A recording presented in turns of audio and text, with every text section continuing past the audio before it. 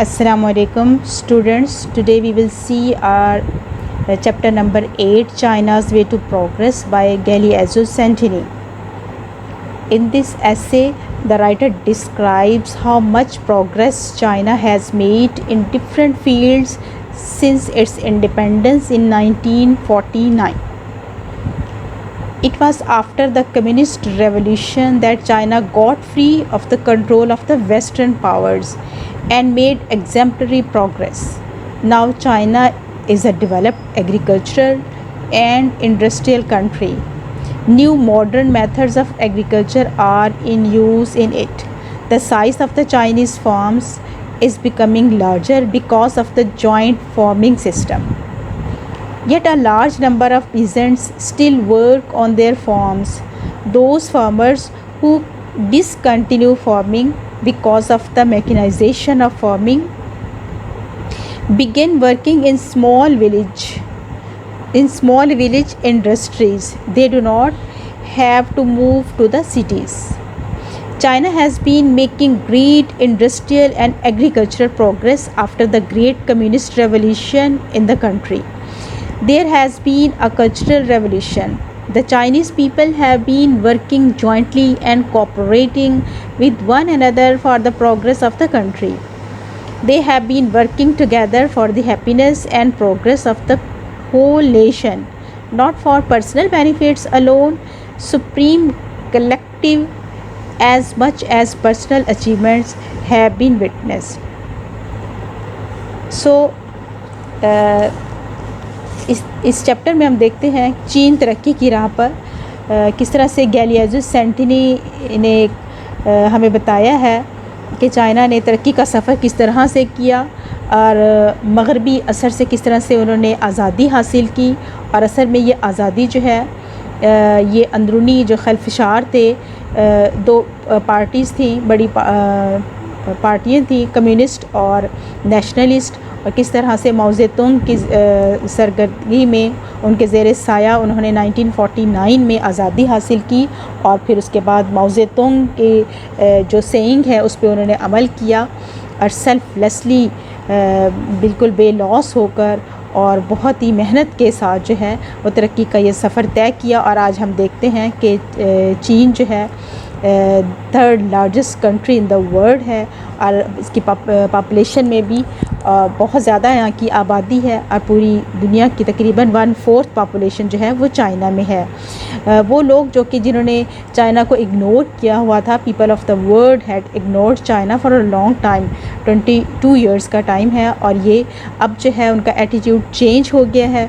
अब क्योंकि चाइना ने हर फील्ड में तरक्की कर ली है अपनी मेहनत की वजह से, बेलॉस खिदमत की वजह से और उन्होंने जो इंसानी मैन पावर है उस पे मशीन की जगह अपनी अफरादी क़ुव्वत पे इन्हिसार किया है और इसके अलावा उन्होंने हर सूबे को तरक्की दी है, हर गांव को जो है वो इंडिपेंडेंट किया है। Labourers are given their rights and needs in China के मज़दूरों को भी हर तरह के उनको सहूलतें मैसर हैं, उनके वर्किंग आवर्स जो हैं वो डिफ़ाइन हैं, उनको घर हॉस्पिटलाइजेशन किस तरह से वहाँ पर उनको सहूलतें मैसर हैं जिसकी वजह से वो फ्री माइंड के साथ वर्कर जो हैं वो फैक्ट्री में काम करते हैं। इसी तरह से वहाँ पर ख़वातीन को भी बहुत ज़्यादा उनकी सहूलतें मैसर हैं और चाइल्ड बर्थ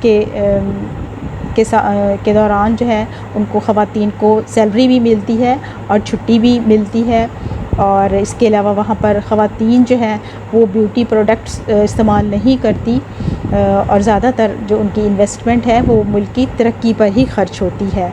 और इसके अलावा एग्रीकल्चर का बताया गया है कि किस तरह से ज़राअत के मैदान में चीन ने बेसिकली एग्रीकल्चरल कंट्री है और उन्होंने कौन कौन से वहाँ पर किस तरह से ज़राअत के मैदान में उन्होंने तरक्की हासिल की है।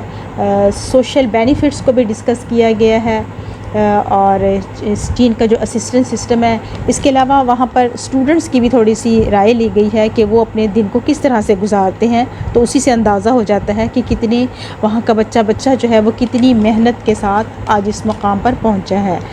चीन का असिस्टेंस सिस्टम बताया गया है।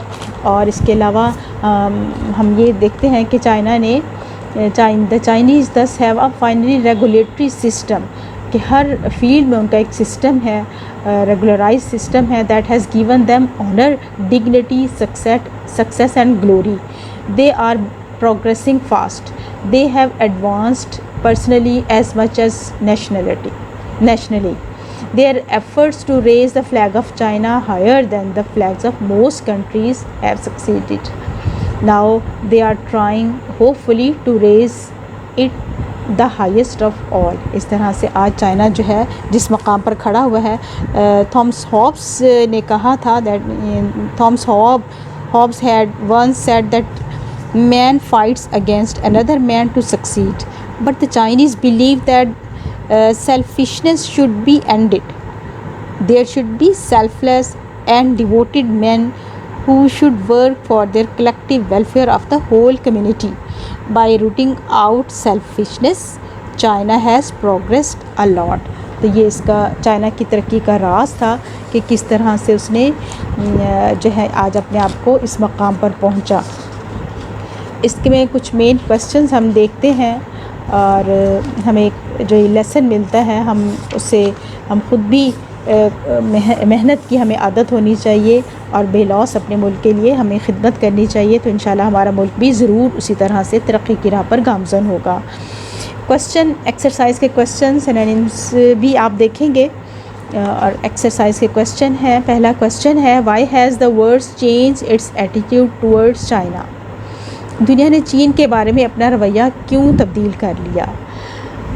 तो ये 22 साल तक दुनिया ने इसको भुलाए रखा। अब फिर चाइना ने हर फील्ड में मईशत में भी, सनत में भी, ज़राअत में भी इतनी तरक्की की कि आखिरकार जो है वो दुनिया को अपना रवैया चाइना के बारे में तब्दील करना पड़ा।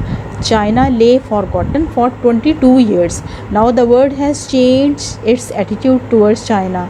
All this is due to the wonderful progress that she has made in the social, economic and industrial fields. Question number 2 है, discuss the Chinese agriculture system.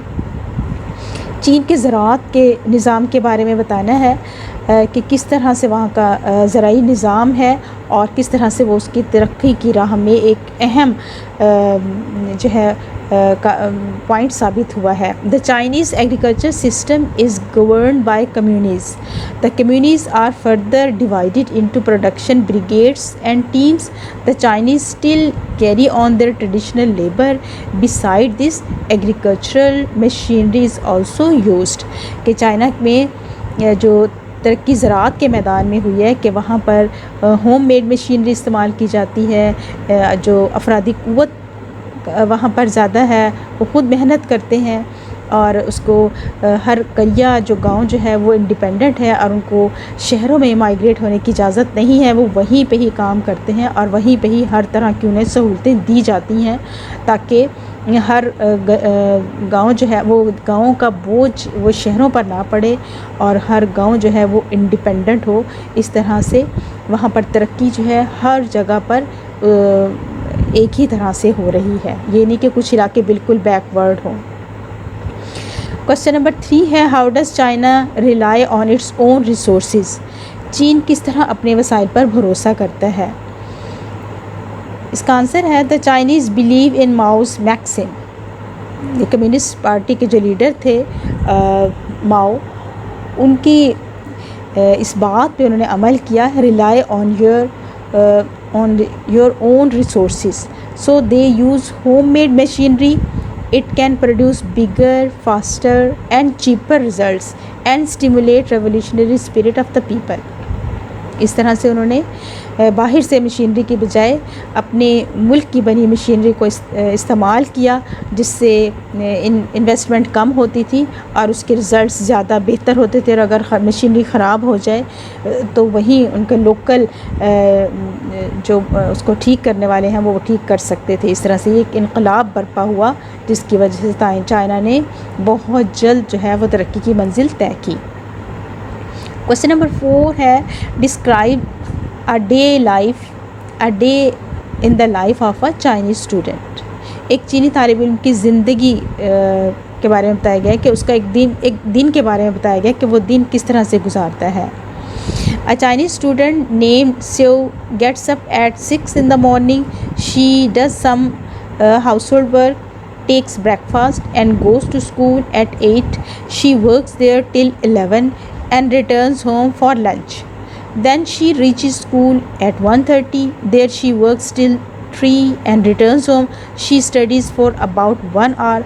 She takes a rest after 4, reads the newspaper and listen to the radio. तो इस तरह से एक चीनी student की ज़िंदगी के बारे में बताया गया है कि उसका एक दिन के बारे में कि वो कितना मसरूफ़ बिजी दिन गुजारती है और कितनी डिवोशन के साथ, मेहनत के साथ अपना काम करती है। तो इस तरह से बच्चा वहाँ का मेहनत करके आज इस मकाम पर पहुँचा है।